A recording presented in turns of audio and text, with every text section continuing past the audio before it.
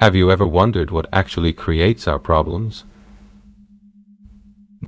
If you've read the free manual or joined the seminar, you already know it's largely about how we think, perceive, and what we keep running in our mind.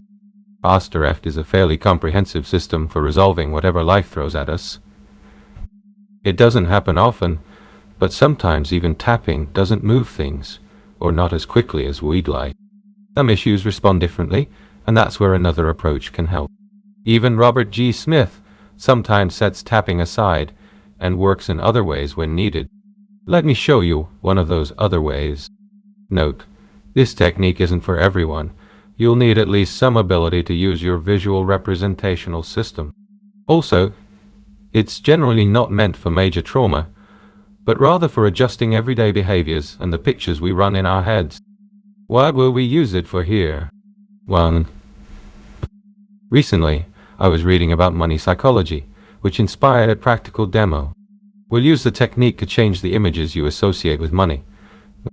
You've probably seen courses about speaking the language of money, loving money, and building a relationship with it, so you can finally have it. The takeaway, though, is that in many cases the person getting rich is the organizer, not the student. The key idea is this: outer wealth has to be present inside first. How can you attract money if, on the inside, you talk about it as a scarce commodity? Your body tightens when you think of it, and the inner pictures you make about abundance don't look abundant at all. If you keep lamenting that you don't have it, or don't have it yet, let's look at how to change that. In the example below, I'll show you how to change inner pictures so your wealth can show up, manifest, in real life. Steps. Imagine your wallet. Open it and look inside. Don't force positive images. Just see it as you actually see it now.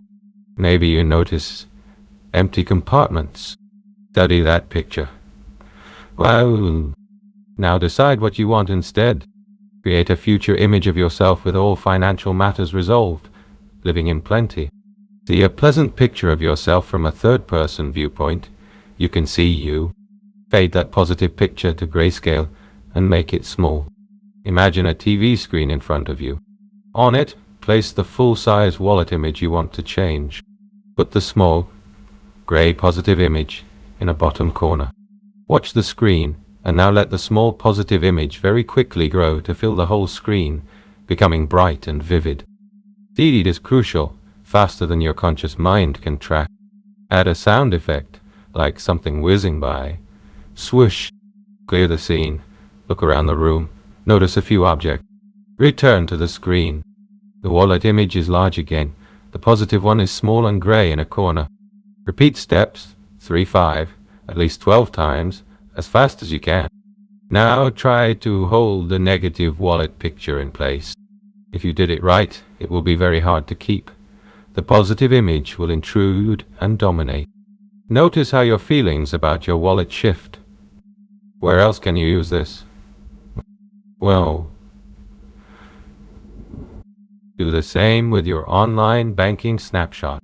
If picturing it doesn't feel great, build an image of financial ease. See yourself as someone who has finances well handled.